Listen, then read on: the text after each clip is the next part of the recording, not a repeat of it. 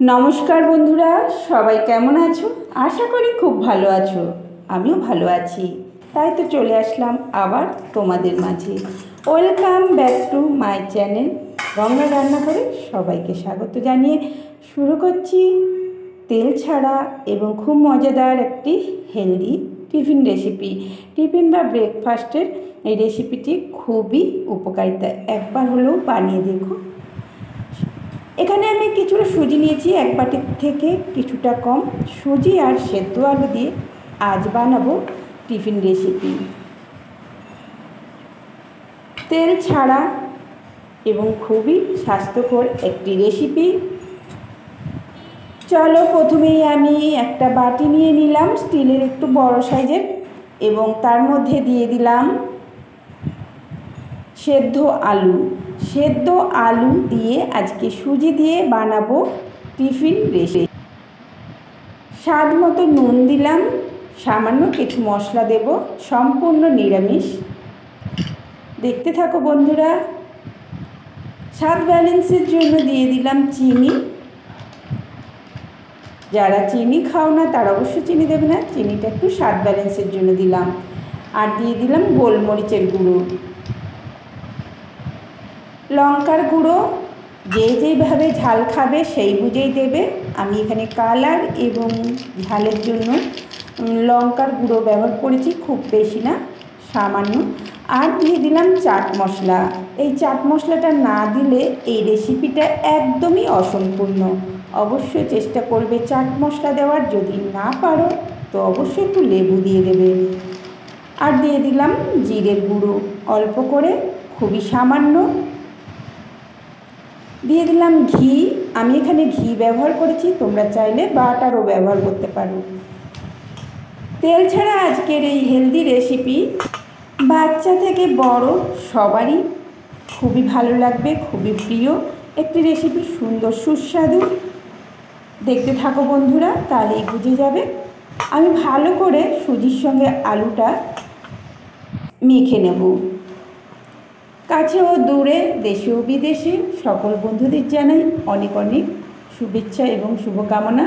সবাই পাশে থেকো, সবার পাশে আমি অবশ্যই আছি। অবশ্যই নতুন বন্ধুরা রেসিপিটি দেখতে একটা লাইক করে দিও। আর চ্যানেলটি যদি সাবস্ক্রাইব না করা থাকে, একদম নতুন বন্ধু তাদের বলছি চ্যানেলটিকে সাবস্ক্রাইব করে পাশে থাকা বেল আইকনটি অল করে রেখো। প্রত্যেক দিনের ছোটোখাটো নিত্য নতুন রেসিপি তোমাদের সামনে সবার আগে পৌঁছে যাবে। তো দেখো, আমি 10 মিনিটের মতো ঢাকা দিয়ে রেখেছিলাম। তো ডোটা আমার খুব সুন্দরভাবে সফটলি তৈরি হয়ে গেছে। আর এদিকে একটা ছিদ্রযুক্ত থাল নিয়ে নিয়েছি, তার মধ্যে আমি এখানে ঘি ব্রাশ করে দিচ্ছি, হাত দিয়ে দিচ্ছি। তোমাদের ব্রাশ থাকলে অবশ্যই ব্রাশ দিয়ে করো। আমার কাছে ব্রাশ নেই বা ছিল না সেই মুহূর্তে, তাই আমি হাত দিয়ে ভালো করে থালটার মধ্যে মেখে নিচ্ছি।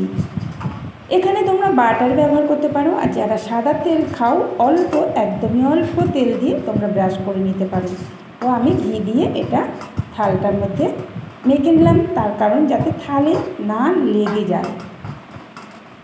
তো চলো, ব্যাটারটা এবার সুন্দরভাবে একটা ছোট ছোট করে আমি একটা শেপ দিয়ে নিচ্ছি। দেখতে থাকো বন্ধুরা।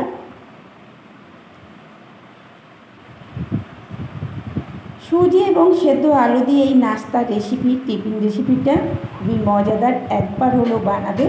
এবং যারা স্বাস্থ্যকর খাবার খেয়ে থাকে তেল ছাড়া, তাদের পক্ষে তো খুবই ভালো, কারণ এখানে তেল না দিয়ে আমি রেসিপিটি সম্পূর্ণ রেডি করছি।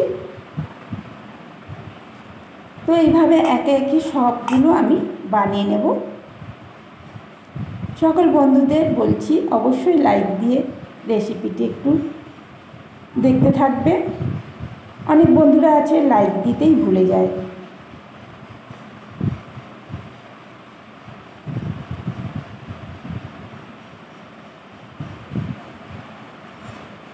আর আমার রেসিপিটি কেমন হয়েছে অবশ্যই কমেন্টে জানিয়ে দেবে সকল বন্ধু। যদি তোমাদের কাছে রেসিপি ভালো লাগে তবে শেয়ার করো বন্ধু বান্ধবের মাঝখানে।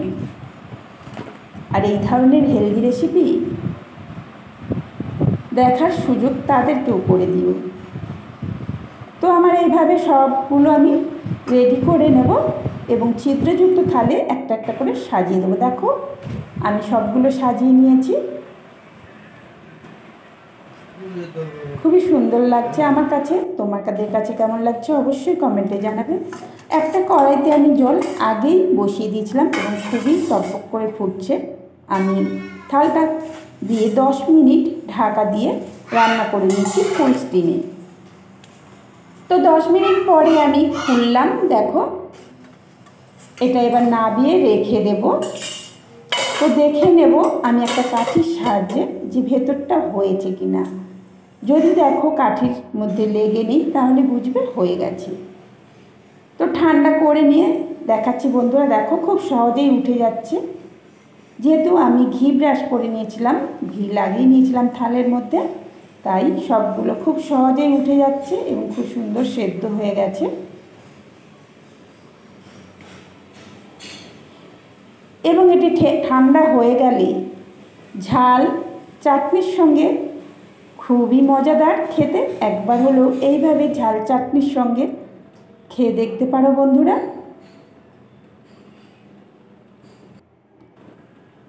খুবই লোভনীয় এবং খুবই টেস্টি, আর এটা নাস্তা বা টিফিনের উপযুক্ত একটি রেসিপি। সুজি তো আমরা অনেকভাবে বানিয়ে খেয়েছি, তো একবার হলেও এইভাবে বানিয়ে খেয়ে দেখো বন্ধুরা। আশা করি বন্ধুদের কাছে ভালোই লেগেছে আর ভালো লাগবে, বানিয়ে দেখো। যদি আমার রেসিপিটি ভালো লেগে থাকে অবশ্যই আমার পাশে থেকো। সবাই ভালো থেকো, সুস্থ থেকো। এতক্ষণ ধৈর্য ধরে আমার সাথে থেকে আমার এই রেসিপি দেখার জন্য অসংখ্য ধন্যবাদ। আজকের মতো বাই।